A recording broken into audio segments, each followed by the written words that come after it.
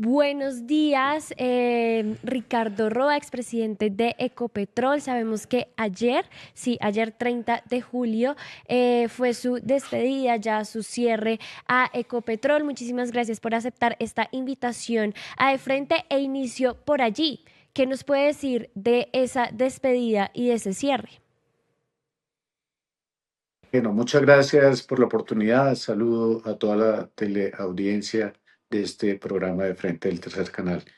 Realmente tuve una salida muy emotiva. Yo no esperaba una reunión con mis colaboradores donde se me hicieran manifestaciones y expresiones de gratitud, de reconocimiento, donde la gente se sintió feliz porque la gente en esta administración estuvo en el centro de la organización en sus campañas de primero la vida, en sus premisas culturales de respetar por encima de todo la vida, en la defensa de los derechos humanos, en la protección de los derechos de los trabajadores. Por primera vez en la historia hay un trabajador sentado en la junta, un representante de los trabajadores sentado en la junta directiva, tomando decisiones, dando línea, directrices para saber la ruta y el norte de la compañía. Son resultados a todas luces extraordinarios.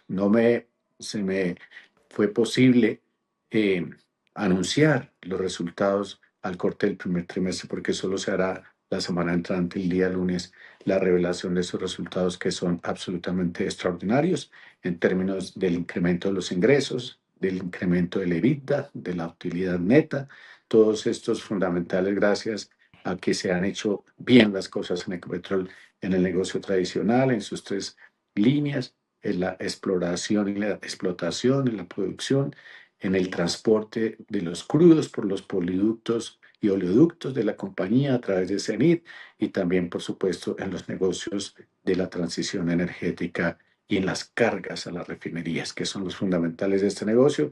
Inversiones importantes, hicimos 20.400 millones de dólares en estos 4 años, de los cuales el 77% iban destinados al negocio tradicional. Y de ahí para adelante, como fuente de generación de los recursos necesarios para la transición energética. Adelanté todas las metas al 2030 en materia de transición energética en las políticas de ahorros, 25.43 millones de vatios por segundo es el indicador petajulios. Estas las alcanzamos al primer trimestre del año 2026. Alcanzamos la meta de más de 3.2 millones de toneladas de CO2 equivalente de reducción en los gases de efecto invernadero y también incorporamos 952 megavatios meta que cuando yo recibí estaba previsto se hiciera en el 2030 y cuando recibí había 200 megavatios de energías limpias. Todo esto llevó a que hiciéramos un ejercicio responsable con un impacto económico de la reducción del 26% en estos 4 años del costo unitario en producción y refinación. Sí, Roa, yo también, señor Roa, yo también quiero preguntarle porque, claro, usted nos hace este balance, pero también sabemos pues que esta salida o esta cierre de su liderazgo en Ecopetrol pues estuvo cargado también de muchos señalamientos, por ejemplo, que Ecopetrol acumuló 13 trimestres consecutivos de caída en sus utilidades y recibió 3 rebajas de calificación crediticia, también algunas tensiones con la asamblea de accionistas y demás, e incluso pues le reclaman también por los pocos avances o los nulos contratos de exploración que se firmaron en este último periodo de Ecopetrol. ¿Qué puede usted responder ante esos señalamientos y ante esas críticas pues a ese otro balance que se publica sobre lo que fue Ecopetrol en estos años? Bueno, entonces primero advertir que nunca en Ecopetrol se detuvo la actividad exploratoria. De hecho, hay números importantes para mostrar. En los 3 años que yo estuve frente a la compañía, se hicieron inversiones por 1.724 millones de dólares en la actividad de las campañas exploratorias. 43% fue la tasa efectiva de esta actividad de las campañas exploratorias. Quiere decir que de cada 10 pozos que perforábamos, en 4.3 pozos encontrábamos recursos importantes en petróleo y en gas que mejoraron y mejorarán hacia adelante la disposición de reservas para atender la creciente demanda de petróleo y de gas, sobre todo de petróleo y en el territorio nacional. Entonces, nunca se paralizó la actividad exploratoria como en contrario a lo que muchos dicen. Por el contrario, tuvimos éxitos, una tasa de éxito en estas campañas muy importantes. También hicimos la apuesta a mejorar esas reservas con recursos en el factor de recobro mejorado, secundario y terciario, en el territorio nacional, pero además las inversiones en una empresa con el 51% en Brasil, que es Brava, y las inversiones en la explotación del gas y del crudo en el Pacífico con nuestro aliado Shell en el proyecto en la cuenca llamada Gato do Mato, nos permitirán incorporar reservas y recursos importantes. El otro aspecto es fácil de entender, no solo le pasa a la estatal petrolera nacional colombiana Ecopetrol, sino a todas las petroleras del mundo les pasa. Hay tres aspectos importantes que se correlacionan justamente con los resultados. El primero de ellos es el precio de la referencia del crudo en el mercado internacional Brent. Yo quiero recordarles que en el año 2022 el precio promedio del crudo fue $102 por barril y hubo una excelente tasa de cambio de 4.400 pesos por dólar. En estos años hemos estado en circunstancias muy adversas a esas. El crudo se cayó a $60 por barril, así empezó este año, y ahora estamos con un crudo del orden de $90 por barril, pero una tasa de cambio de 3.100 o 3.200 pesos por dólar. Eso impacta los ingresos, eso impacta el EBITDA y eso impacta la utilidad neta. No obstante, contrariando, o más bien contraviniendo esos aspectos, esos factores exógenos que son el precio Brent, la TRM y la inflación, Ecopetrol en esta administración hizo un programa de ahorros y eficiencias que ya suma o ya pasa los 17 billones de pesos, casi una reforma tributaria en estos 3 años de esta administración. Recordarles que por cada dólar que tenga de variación el precio del crudo en el mercado Brent, se afecta el EBITDA en 0.8 billones al año y la utilidad neta en 400.000 millones de pesos al año. Y también por cada 100 pesos de variación que tenga el, el dólar frente a la moneda colombiana, se estaría generando un impacto en el EBITDA de 1.7 billones de pesos y en la utilidad neta de cerca de 800.000 millones de pesos. Esas referencias son importantes porque son las variables respecto de las cuales se comportan los ingresos, el margen el EBITDA y la utilidad neta. Doctor Roa, ¿cómo está? Le habla Iván Gallo. Buenos días. ¿Cómo le ha ido? Muy bien, Tengo una gracias. pregunta.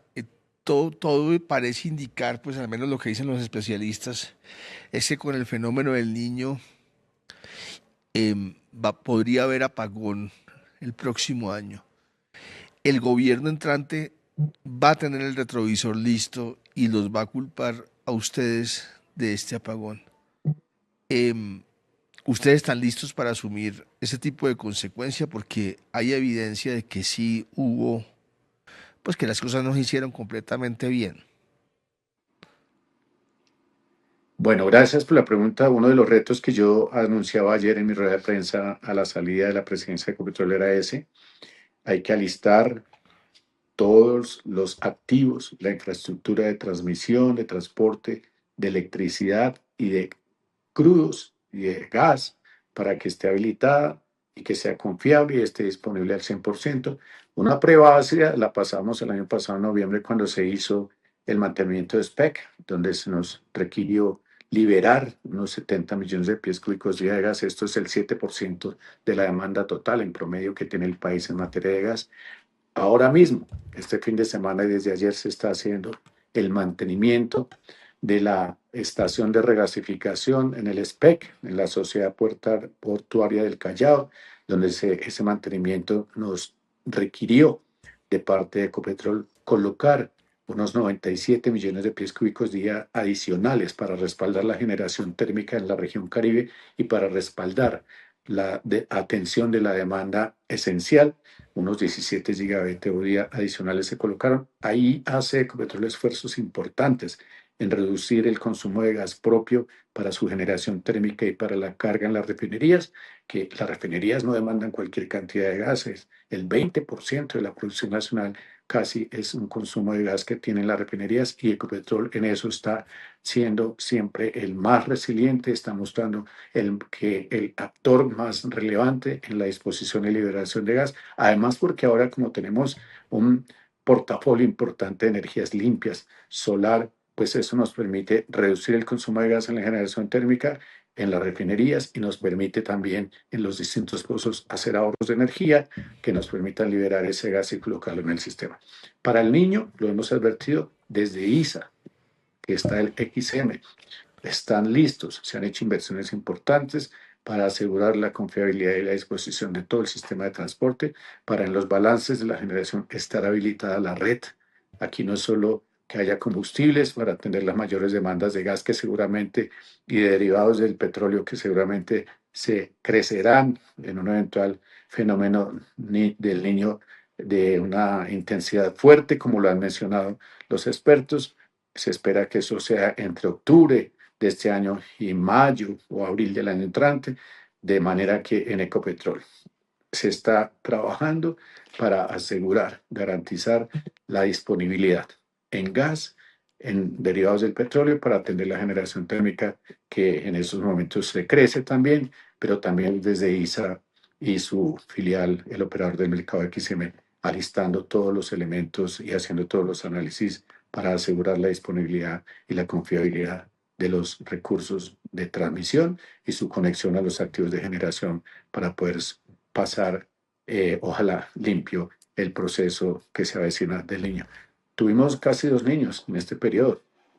Nos dijeron que iba a haber racionamiento de gas, de electricidad, y pues a hoy que yo sepa, en este gobierno no se ha racionalizado un solo kilovatio hora ni un pie cúbico de gas. Hay una zona compleja en la región Caribe. El crecimiento de la demanda en el país está siendo como en promedio del 6,4% del crecimiento de la demanda de energía eléctrica, pero en la región Caribe hay que estar alertas porque el crecimiento de la demanda a lo que va corriendo el año va por encima del 9%, y con un fenómeno del niño, ese crecimiento de la demanda está altamente ligado al crecimiento de la demanda en el sector residencial, y por eso es importante hacer estas advertencias para disponer no solo de los sistemas de generación habilitados, sus combustibles, sus recursos energéticos para producir energía, sino también en las redes que conectan la generación a los sitios finales de consumo de los usuarios. Tengo por mi parte una última pregunta, señora Mariana, antes de pasar a la tuya. Y es, doctor Roa, ¿qué avance tiene Ecopetrol con las energías limpias? ¿Se hicieron proyectos a futuro? Muchas gracias por esta pregunta, porque es uno de los caballitos de batalla que yo lideré en Ecopetrol. Al recibir la compañía, había una apuesta hacia el año 2030 de incorporar en la matriz de energías de Ecopetrol 900 megavatios al 2030 de energías renovables. Al primer corte del trimestre de este año del primer trimestre de este año, se anuncia ya esa meta cumplida: 951 megavatios de energías limpias, de proyectos ya instalados, ya en operación, ya en vía de construcción. Esa es una primera apuesta que cumplimos en la hoja de ruta de la transición energética. La segunda es la eficiencia energética. En Ecopetrol ya antes se compraba gas al mercado y se salía para suplir sus necesidades propias. Ahora somos colocadores, el único productor que está colocando gas al sistema, casi 296 gigabatios día para los próximos años de gas que vendimos en Ecopetrol. Entonces, estamos dejando de consumir en nuestras térmicas, estamos ahorrando y optimizando el uso del gas en nuestras refinerías, y estamos colocando gas al sistema nacional. Y el tercer elemento importante de la transición energética es la descarbonización. Entonces, ahorramos los 25,4 petajulios, es la unidad de esto, pues puede sonar un poco raro, pero son millones de millones de millones de vatios por segundo, esos son los petajulios. Esa meta estaba para el 2030 y la logramos en el 2026 al corte del primer trimestre.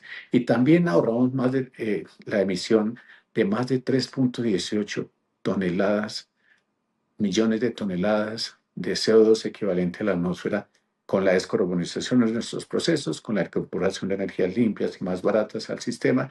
Esas son las tres grandes apuestas. Dejamos todo un portafolio de inversiones para mejorar ese portafolio de energías limpias. Van a venir nuevos proyectos, unos 350 megavatios adicionales en este año, con unas inversiones del orden del 17-18% en los proyectos de energía para la transición, dentro de las que está el gas natural.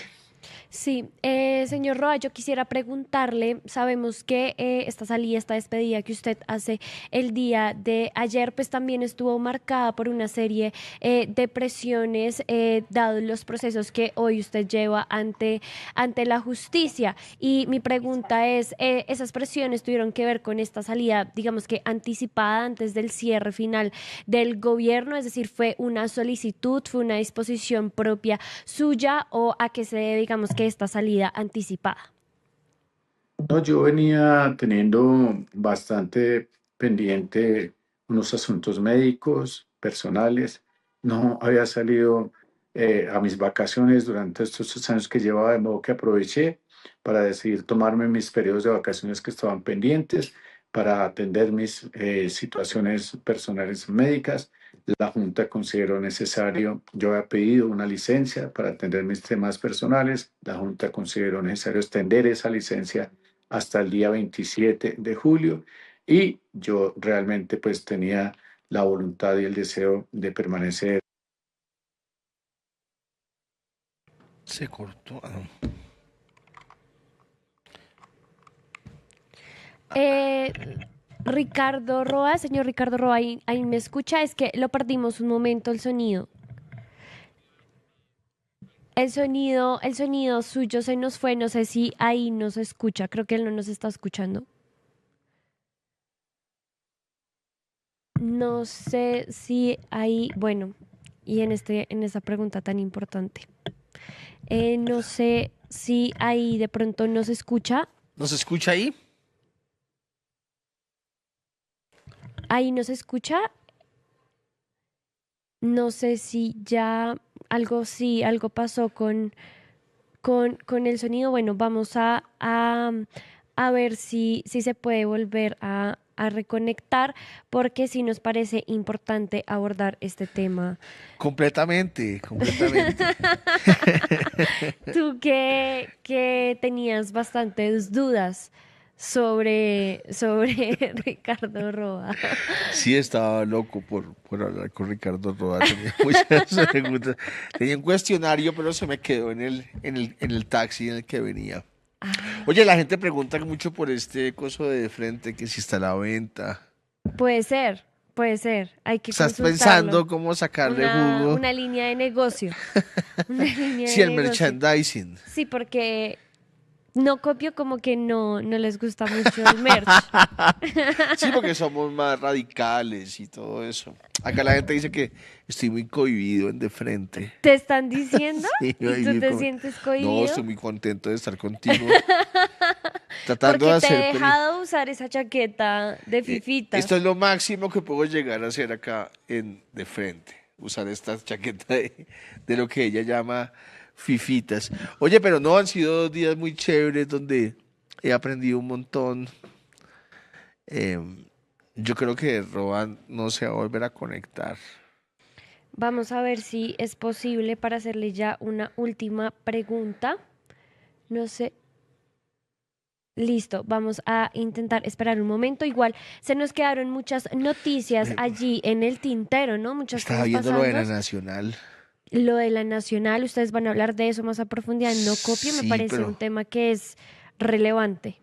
nosotros tenemos hoy en No Copio un personaje que le va a sacar la piedra a muchas personas no copienses. Bueno, Listo, ahí nos puede escuchar. Nuevamente, Listo, perfecto. Ahí nosotros lo escuchamos, perfecto. Y ya para finalizar, señor Ricardo Roa, yo quisiera preguntarle, pues primero que sabemos entonces que usted esta retirada la hace por unos temas de asuntos personales y tomarse, digamos, pues el tiempo de vacaciones que no pudo durante varios meses y demás. Y también se supo que usted estuvo ante la Fiscalía evaluando firmar un preacuerdo o someterse a un principio de oportunidad en el proceso que se adelanta en su contra por presuntas irregularidades en la financiación de la campaña de Gustavo Petro. ¿Qué nos puede decir al respecto? Bueno, estaba comentando respecto de la decisión de salir.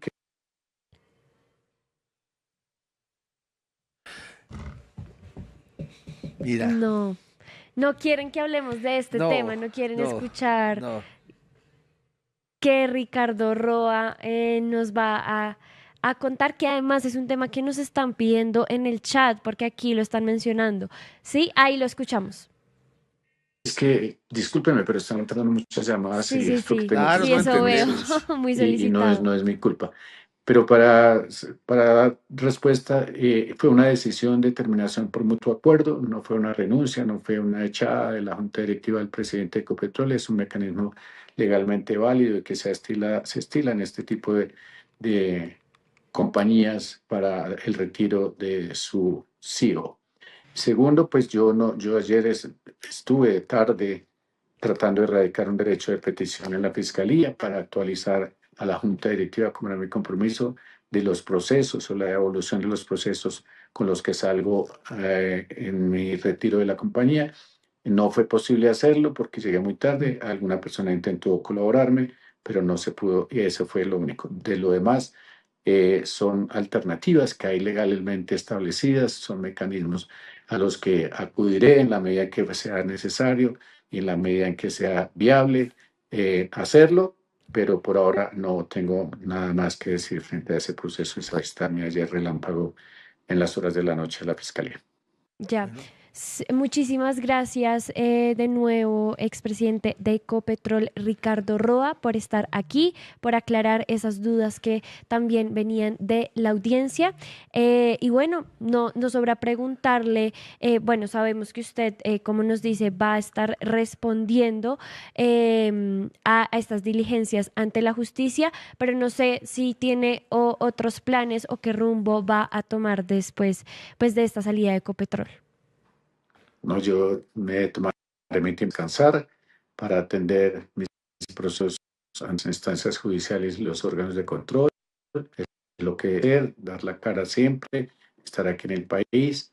Tendré que aprovechar para tomarme unas vacaciones donde toque hacerlo, pero mi mayor compromiso es quedarme, darle la cara, a acometer, a afrontar estos procesos, estos cuestionamientos que estoy teniendo, es lo hacer responsablemente y con tranquilidad, porque tengo la conciencia tranquila para seguirme declarando inocente como lo he hecho en las dos audiencias de imputación de cargos por los casos que usted menciona.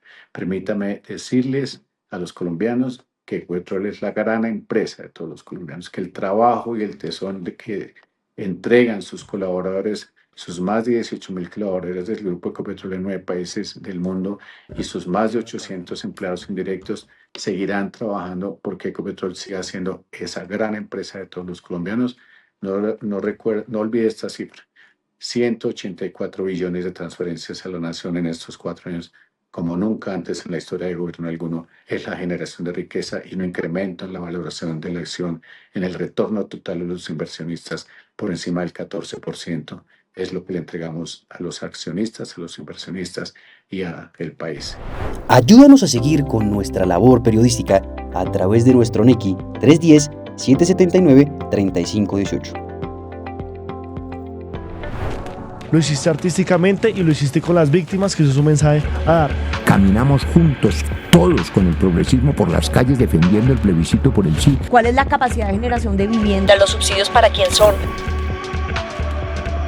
Diciendo que le vamos a quitar los privilegios a los políticos. La política no descansó este fin de semana. Con estos personajes señalados por corrupción. Sí, señoras, sí, señores. Llega la central. Este espacio semanal que hemos concebido para reflexionar sobre asuntos coyunturales. Allí vivía la familia de Pablo Escobar Gaviria.